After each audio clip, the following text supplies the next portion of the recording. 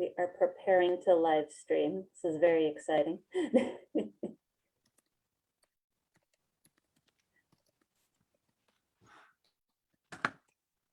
Okay, we are now live on Facebook.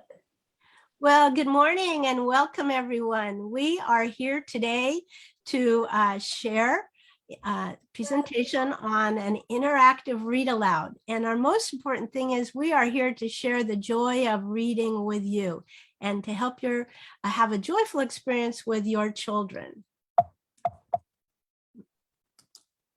And right now, if you could, to let us know who you are, if you could share with the group your name, or you don't have to put your name if you don't want to, and just tell us why you love reading. Take a minute and put that in the chat. So I'm Nancy Rogers-Zagara, and I'm the president of the Santa Clara County Reading Association. And joining me today is my colleague, Lynn Gurney. Hi, everyone. I'm Vice President of Santa Clara County Reading Association, Nancy, and I've been involved with literacy for a long time, now retired from education, but in a nonprofits, working with families like you. Okay, so we're delighted to be here, and we're also part of the California Reading Association. So we're just a chapter within that, but we're here to share the joy of literacy with you today. So first, we want to start off with why reading is really important. And our goal as a literacy association is to help children have the opportunity to read at least 15 minutes every day at home. And we're here to encourage that love of reading. And when you do read, you expose your child to the different things in the world. You also expose them to hearing the language in their ear, expanding their vocabulary, and increasing all sorts of language structures you might hear, and just having a lot of fun. And it really allows kids to use their imagination, and an interactive read aloud really helps them think more deeply about what they're listening to and what they're reading. And the most important thing is you build a special bond with your child. And so you associate love and reading together, and you can start it right from the beginning, right even in the womb, read to your kids, and then every day read to your child every day to build that special bond. So Lynn's going to talk to you a little bit now. Yes, it's really important to model and interact with your children when you're reading. Talk with them, words mean simply, even use arm motions to help make point. And when you read, sound like Papa Bear when he asks, "Who's been eating my porridge?" Just make it fun, as Nancy was talking about. Listen to your children and expand on what they're saying. Read, read, read to and with your children. But foster writing. Help your child create an ABC book or a card, letter to a friend or a family member. They're all really important things that will help them in their literacy learning.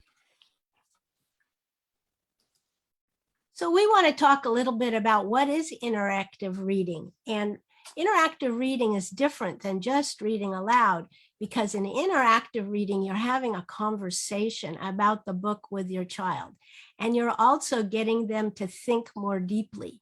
So you're asking questions as you go along to help expand vocabulary, or to help them understand, to think more, and maybe predict, and get them to ask questions why, as well as you asking. So you're really having a conversation, and you can read the book again and again in an interactive read aloud, because you can maybe have them change the end of the story. Think what other characters could be involved. So you'll also be practicing some strategies to get them to deepen their thinking, and we're going to talk about that today. So an interactive read aloud is really a conversation that you're having with the child, and they're part of that reading. So in your registration, we had some handouts for you in different languages, And these are really tips for interactive reading aloud with children. And so you might want to find that now. Maybe you printed it out or you have it over on your screen.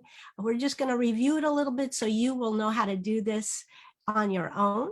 And you can do any book with this. Any picture book you want to read, you can use this. So if you could find your handout for a second, we'll just go over it so you know that, you know what, you can read in any language. Reading in any language that you feel comfortable is really giving that child the gift of language. And you're bringing the story alive. You're getting that oral language into their ears. And then they're talking about it, they're seeing it.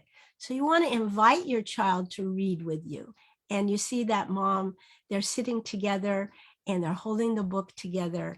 And then be just really enthusiastic about reading. As Lynn said, change your voices. You can go back and forth. And if you come across anything interesting, then talk about it with your child. Ask them what they're wondering, what they're interested in. And it's always an opportunity to listen to your child and wonder what they're thinking about the story, what questions they have. So that was the first part of the handout. The second part really talks about questions that you might ask or strategies. And you can use any of these. You wouldn't use all of them every time, but you can think about, especially prediction. So you'll look at the cover and think about what this book's about. And then later ask them, do you think what happened is what we predicted? And talk about why or why not. And you can also make a lot of connections to them. Like, has this ever happened to you? Have you had that experience? And you'll know because you're with your child and you know what they've had. So you can help make that connection or link. And then at the end, maybe summarizing, give us a quick summary, have your child tell you what happened, and then extend it. What else could we add in? What other characters? How can we change it or whatever? So with that handout is really helpful to keep in mind as you go back and you practice that. So today, Nancy, before you introduce the book, I just wanted to say a couple of things about the handouts. Okay. One thing about the tips, I love that they're in Spanish and Chinese as well as English, but I'm thinking, why not place them on your refrigerator or anywhere handy to use while you're reading with your child? When encouraging their child to predict before, during, or after the reading, to make sure, like we were talking about how modeling is so important, think aloud what you're wondering and then ask them wondering.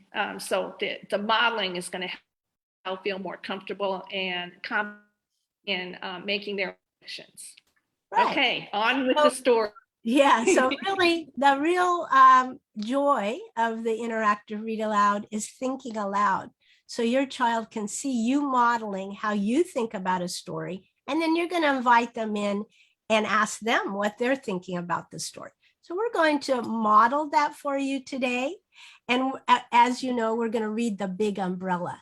And The Big Umbrella is a very welcoming book, and it's about kindness, which goes along with our partners. Silicon Valley Reads, their theme this year. One of the themes is kindness. And this is a great book as a discussion starter, and it's something that children can really understand about kindness and being welcoming and including everyone.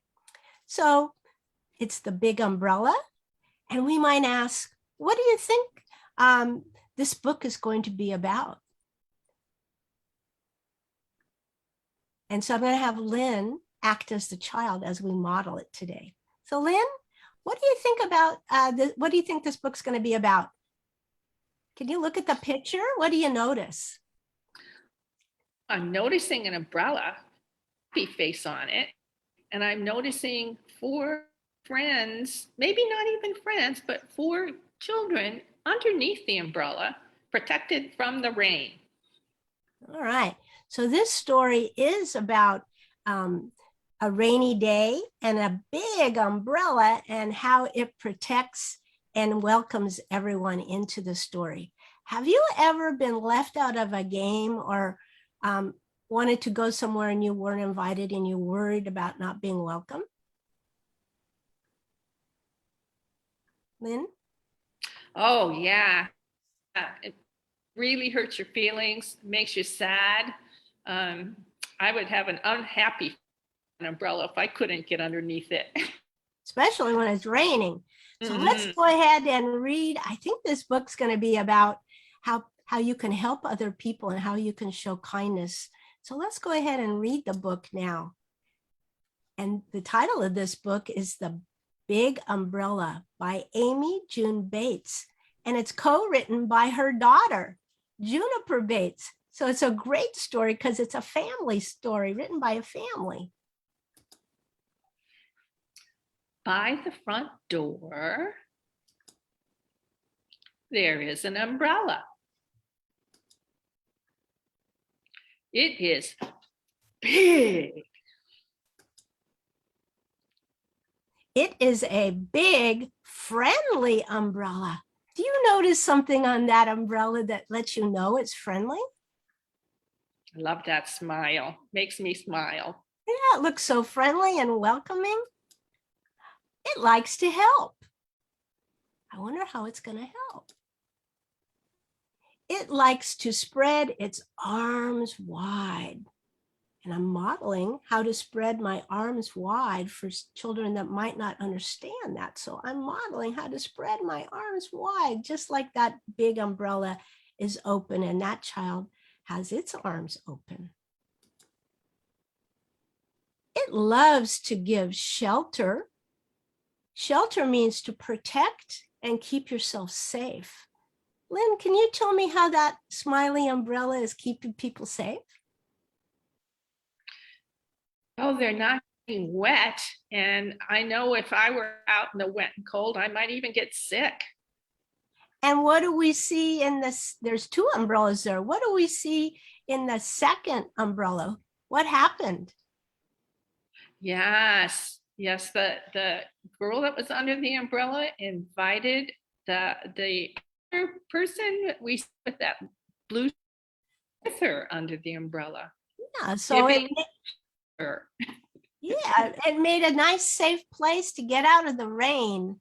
That smiley umbrella welcomed you. It loves to gather people in.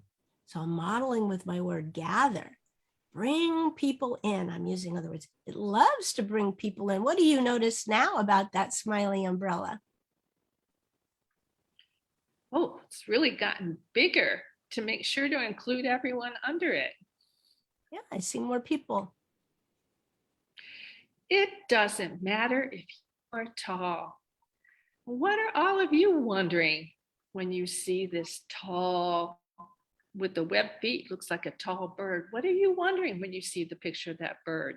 You want to type it in the chat? You think that big bird will fit under that umbrella? I see Yeah, someone with that's tiptoes. exactly what I was thinking. Oh, and look at them all looking up.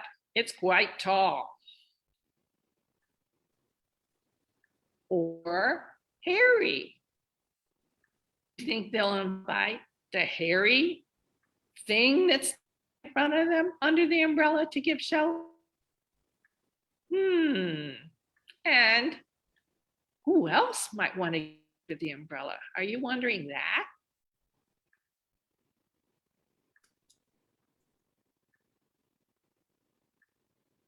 Or plaid? Does it matter what you wear to be invited under the umbrella? Why not? And plaid, if you notice that the bag is also a different kind of plaid with the squares and colors.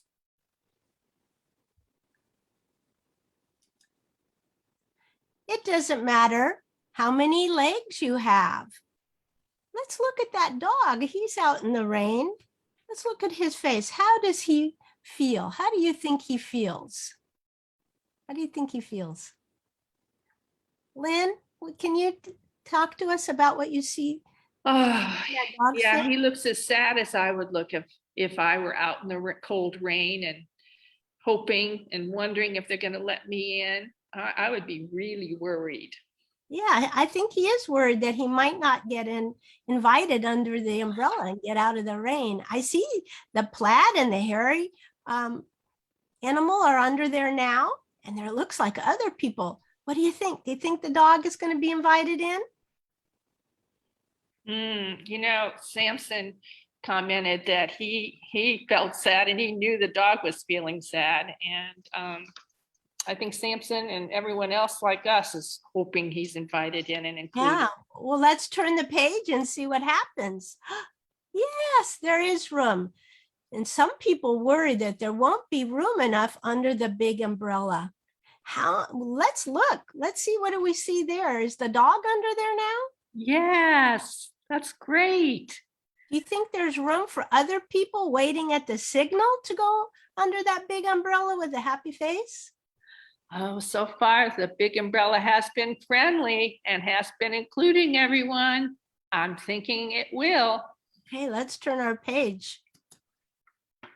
But the amazing thing is, I'm going to echo that, Nancy. But the amazing thing is, and we'd like everybody to read that last line with us. But the amazing thing is, there is. There. Yes, thank you for joining us. And we could read that line a couple of times. And then we would say, what are you thinking about the amazing thing? Can you type that into the chat for us? But the amazing thing is, type in what you think. A different thing that there is what's in the story. Type in something for us so we can see what you're thinking. Lynn, can you share some of the stems with us? We don't have any yet in there. I was getting ready to type one in myself. Oh, great. Okay, type one in. The amazing thing is.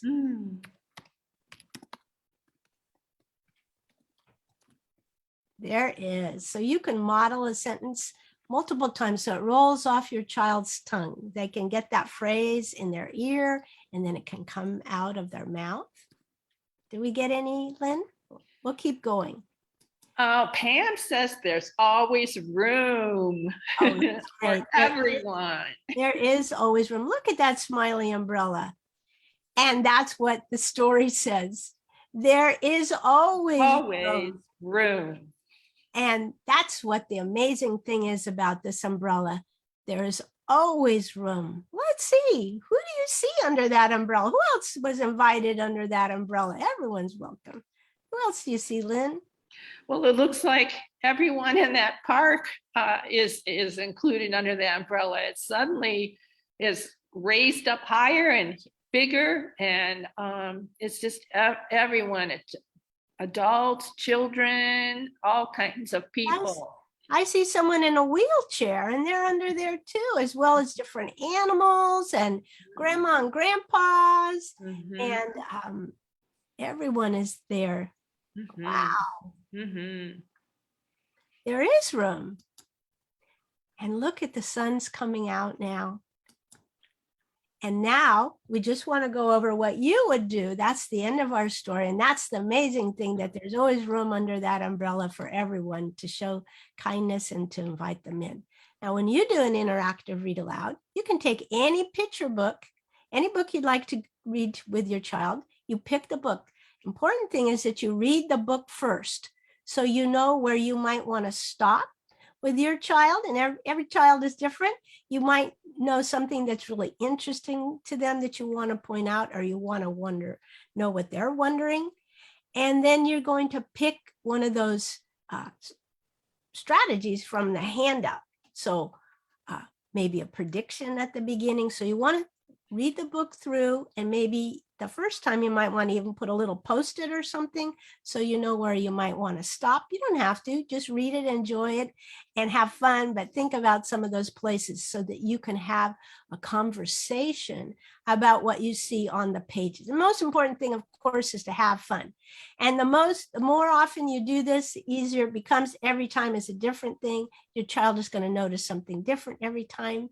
And as you start talking to them, they're going to start talking back to you and showing you what they're noticing, and their thinking is going to go deeper. So it's important, especially because we have a lot of preschoolers joining us today, that you hold your child on your lap so they can turn the pages and talk to you about what they're seeing and thinking. Look how excited that guy is reading with his mom. And you can associate love and reading together. So before you read, here's a couple of tips. Read the title. Look through the book, as I said. Look at the pictures. Make predictions. And make those connections to the background knowledge and give them some background. If they don't know about this story and it's happening in a different country or a different place, give them some background so they'll really understand the story. Now, Lynn's going to talk about during reading.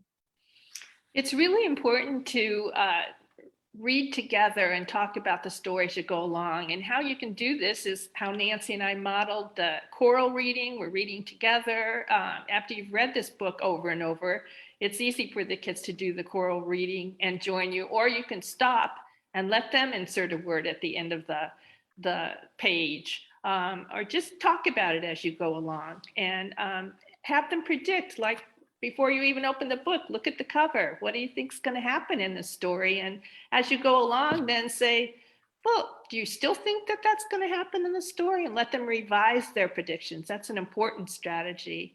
I loved how Nancy modeled the vocabulary with emotions, gathering people in and giving shelter. And reread sections if you think you can tell that your child may be confused or needs to hear it again to be able to understand what's going on. And the most fun thing is to visualize what's happening, get a picture in their head, maybe even have them stop and draw what they think is their prediction for the next page. But make it fun. And then you want to do something after reading. So you could have them retell the story. It's important to recap the story and have them tell in their own words. This expands their oral language, and it expands how many words they put into an utterance. And then you can just help them as you go back through the pages. What happened first? What happened next? What happened then? And at the end, what happened? So you can start getting them to see the story structure, beginning, middle, and end, and how there's usually a problem, things like that. And you could talk about the main character. Even today, I guess our main character would be the big umbrella. So it doesn't always have to be a person. It could be something else, like an umbrella or an animal or whatever, whoever the main character is in the book. And then if you can get to what the author was trying to say, what's the message to help your child understand why we're reading this, make sense of the story so they really understand the meaning of the story and the important parts of the story. You can ask them, what was your favorite part of the story? So they're really engaging with you. You don't want to tell them everything. You want them to let you know what they're thinking, and then you come in and expand it and then summarize after reading. So we have also some great comprehension cards that come from the Santa Clara County Office of Ed, which is also our partner. And you could use these cards, cut them up, and I think we have them in English and Spanish there, and just play it like a game, and you can pull them and then ask a question. Another way to do something after reading. So we're going to give people the turn to practice. We're going to say goodbye to our Facebook friends now. But we wanted to let you know that if you do join us on Zoom for the second part so you can practice, we will have a drawing of 2 free books, The Big Umbrella, and that Silicon Valley Reads is going to help us draw the names of the people who join us in the Zoom session after the Facebook session. So do we have any